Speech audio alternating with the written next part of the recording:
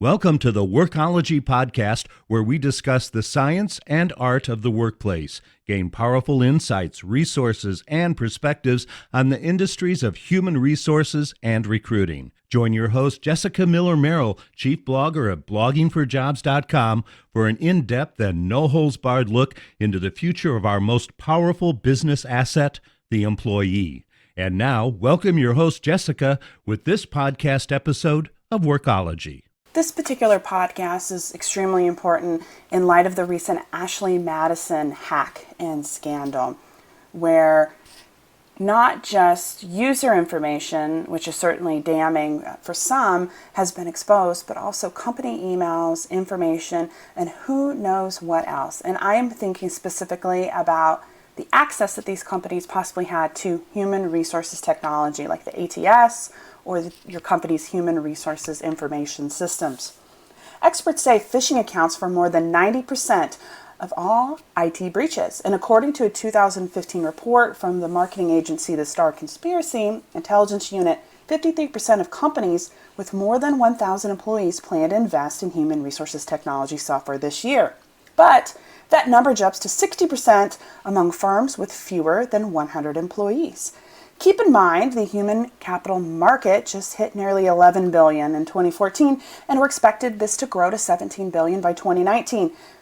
We should be thinking about data security. This market is growing, and certainly it's of the mind of consumers, unfortunate users of Ashley Madison, Sony, and Target. The list goes on and on. Welcome to the Workology podcast. Thank you for making us part of your week. Today's topic is how to protect your HR technology against hackers and security threats. Our guest today is Felix Udoji, CEO of Inspired eLearning. Felix has a background in mergers and acquisitions and investment banking. He's worked for Goldman Sachs and UBS Investments and now heads up Inspired eLearning out of San Antonio. He's considered a top data security expert, and I'm excited to talk to him today about how HR can help prevent the loss of sensitive and even proprietary information. Felix, welcome to the Workology podcast. Thanks for having me, Jessica. Happy to be here. So let's talk a little bit about yourself and what makes you a security expert. I currently run Inspired eLearning, and we are a security awareness and compliance training e-learning company.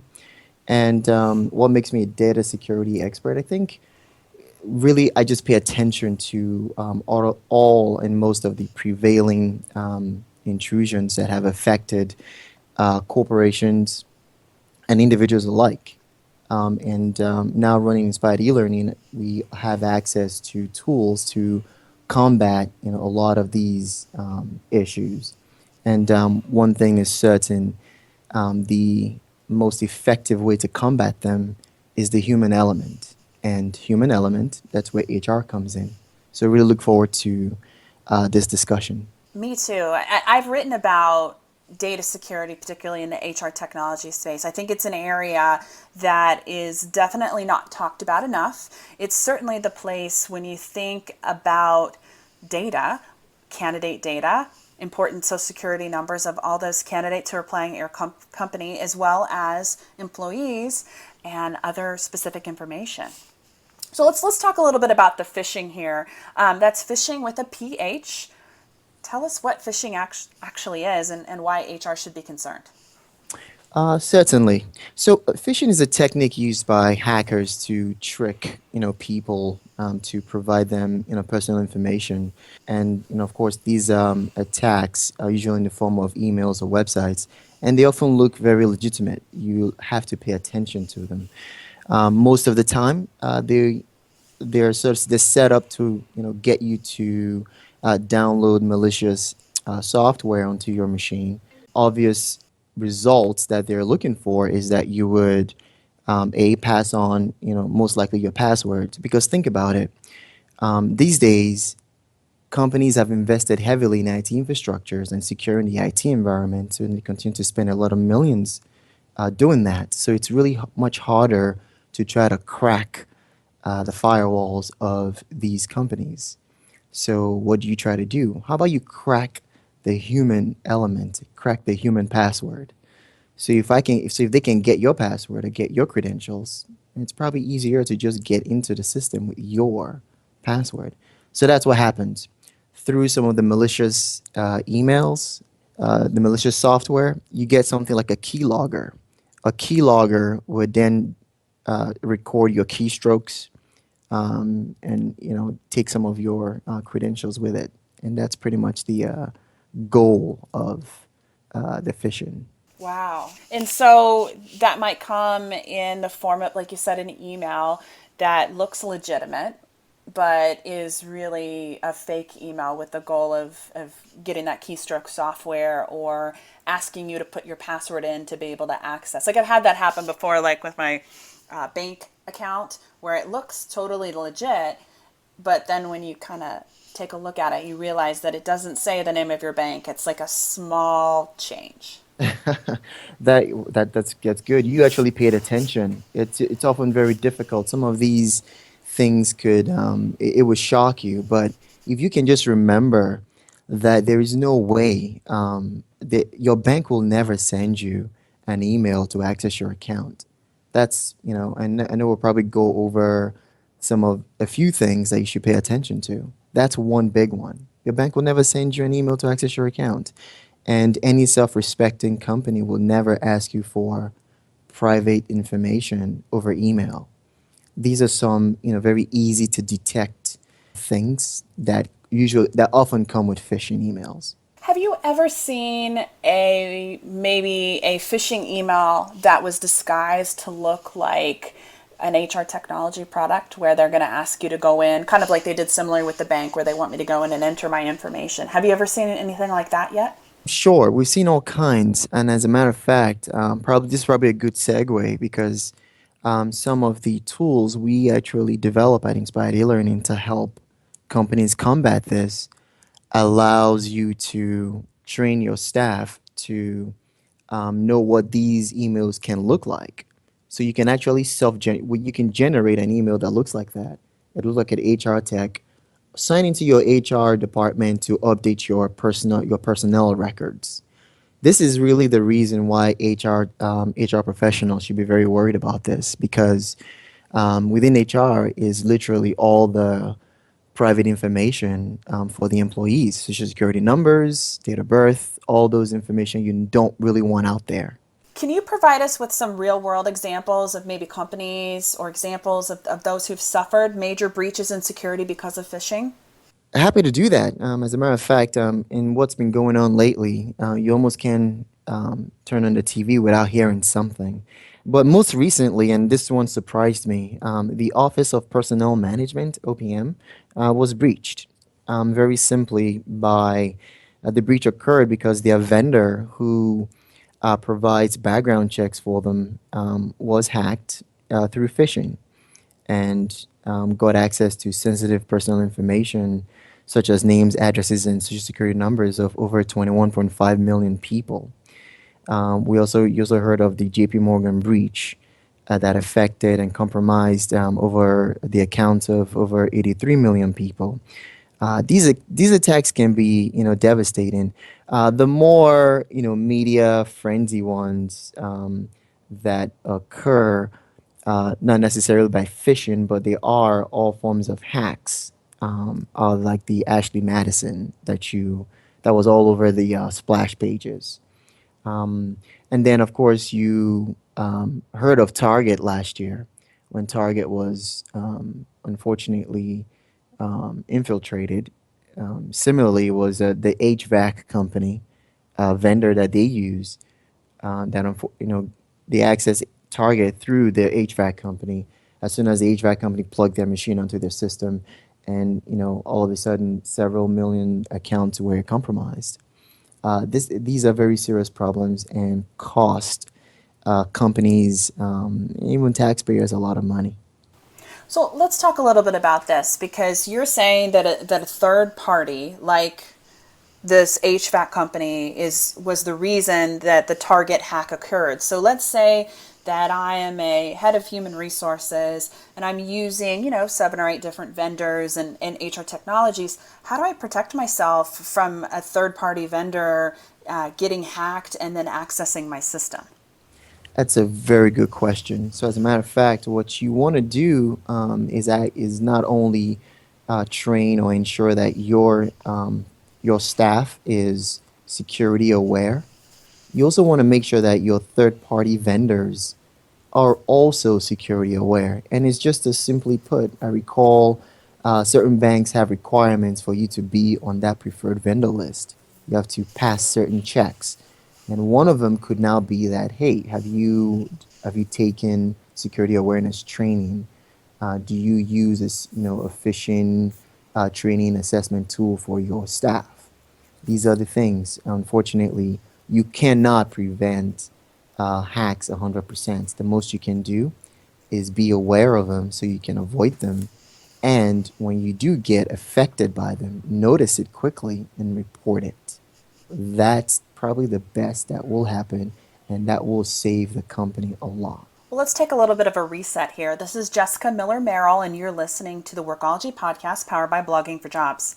Today, we're talking with Felix Udoji, the CEO of Inspired eLearning, and our topic today is how to protect HR technology against hackers and security threats. Now, he's talked about a little bit about a security awareness and training, phishing training, security awareness training. Let's talk about how we go through the process of training our employees about phishing. And you mentioned the human element, because it seems like companies, these hackers are getting through the firewalls through these phishing and hacking programs. So are our employees the best defense against these phishing attacks and this training? They truly are. Quite frankly, if you can get the employees to be a bit more security aware, and in our case, we actually not only have security awareness training, we have phishing training, training specifically for phishing. This allows you to recognize what phishing emails look like, and we actually give companies the ability to simulate phishing. So, as an organization, you can run simulations, and if your employee clicks on the email, they get a splash page that tells them, okay, you've just been phished. Now go back and take the training. This keeps them on their toes and keeps them alert to what these things look like. So the human element, you're pretty much you want to make the human element the human firewall. You've probably heard of this a lot. If you can turn the human into the human firewall, I think you've won, majority of the battle. The more aware the employees are, the better off the company will be. That's where you start. By being just slightly aware, using more disciplined security protocols like passwords, and then knowing what phishing emails look like and how to avoid them, you saved the company quite a bit because of the cost associated with resolving the aftermath of a phishing attack on your company. So some things that I'm thinking about it as you're talking here, because I think the training is amazing. So that's step number one. Getting the training and the simulation sounds like it's really key, because people always think they're protected. Or if you've ever been phished before, I know I have actually had a website. I used to have a different blog, the many blogs that I had, but they hacked into my email and then sent an email to all the contacts, and then actually created a fake Bank of Scotland account within my website. So my site was actually blacklisted by Google for a period of time. And it was the craziest thing. I'd never seen anything like that happen before. So number one, anybody can be phished. So the simulation, I think, is a really great suggestion. Also, it sounds like updating passwords frequently and on the regular is really important, and making sure your passwords are different, not everything be the same. And then also deleting accounts. So when an employee leaves or security is different, maybe they've shifted into a different position, go ahead and updating their access or removing access to an account of an employee who's no longer with the organization. Those are very disciplined steps and protocol to implement regularly.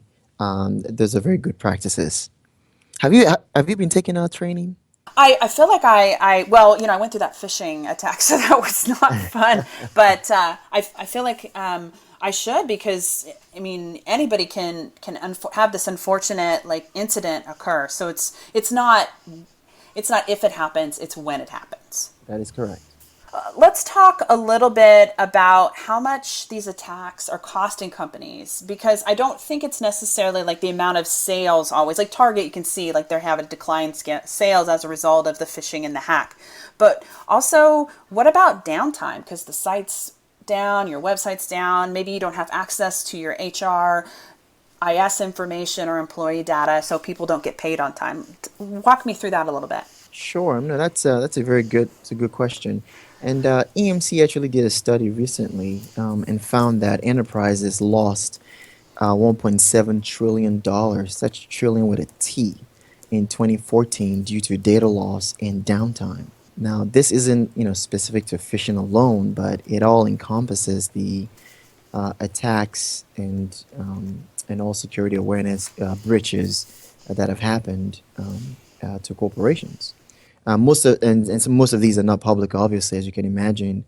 Most companies do not want to publicize that they've been compromised. And you heard of the Target because that was very public. PwC also published some stats on on what this has caused organizations. And from what we can tell, just organizations without security awareness programs reported annual financial losses of about $683,000, while those with training totaled $162,000 in average financial losses. So there seems to be what I call data supporting the fact that the more security aware your employees are, the better off you will be. It's just a fact because they are the first line of defense, quite frankly. The hackers and the phishers have abandoned trying to hack the network because that's kind of hard now. However, the human seems to be an easy target, and the only way to get around it is to keep them educated. And when we have those at Inspired E-Learning, we have security awareness training for literally any kind of category you can imagine, and we have fish proof, and for the simulations to help companies really get around how to combat phishing. Let's talk a little bit about fish proof and some of your other training. What's involved with fish proof? So fish proof is actually very elaborate. Fish proof is our response to the phishing attack. It's a bit adaptive in its behavior. So we've really created an application, a tool to help companies not only train their staff on phishing. So we help them establish a baseline. So everyone gets phishing training. You know what phishing emails look like. You know what to avoid in phishing. So you can. It's called anti-phishing. So it helps you stay away from what phishing emails look like. So now everyone gets a baseline, and then after that, you can then run simulations to sort of get a gradient. You sort of start seeing how people are scoring or matching up against what your baseline is. What you'll find is over time, people get better at recognizing what phishing email looks like. And we found this to be true. And the good news about this is because we give control to the companies and HR especially to run simulations either quarterly, monthly if they want. You can run simulations from airlines to greeting cards to whatever suits your company, whatever you think would most likely even send an HR templated phishing email.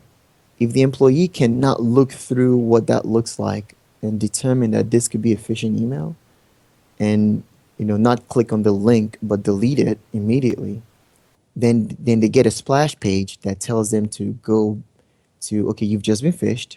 Now go back and take training for more training, for example. So this way the employee gets this adaptive way of learning things and usually doesn't fall for it for way too long. What is one of the most creative phishing attacks that you've seen? You mentioned the e-cards, which I have seen a lot of those, and I don't even open those suckers anymore. But what kind of things are you seeing now? The one that people fell for most was for the banks, but I think that's probably losing its allure.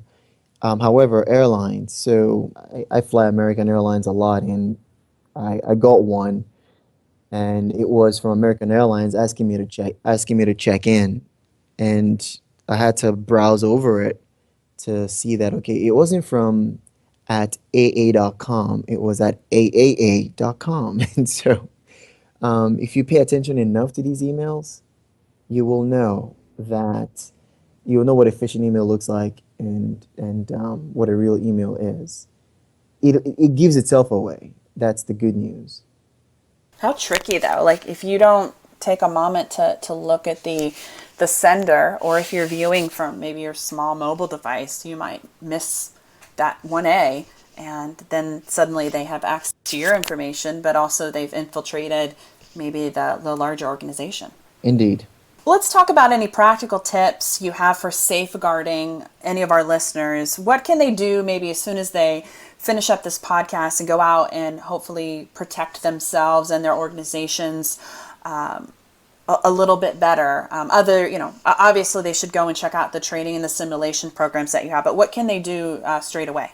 So the it's all encompassing. It's everyone's responsibility. Security awareness is everyone's responsibility, but the easiest is this.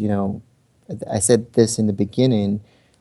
Your bank will never ever send you requests to log in email.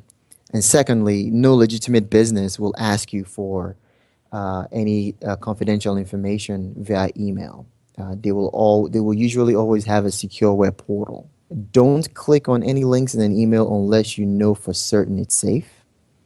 Even if it looks like someone sent it, if you're not expecting it, get confirmation.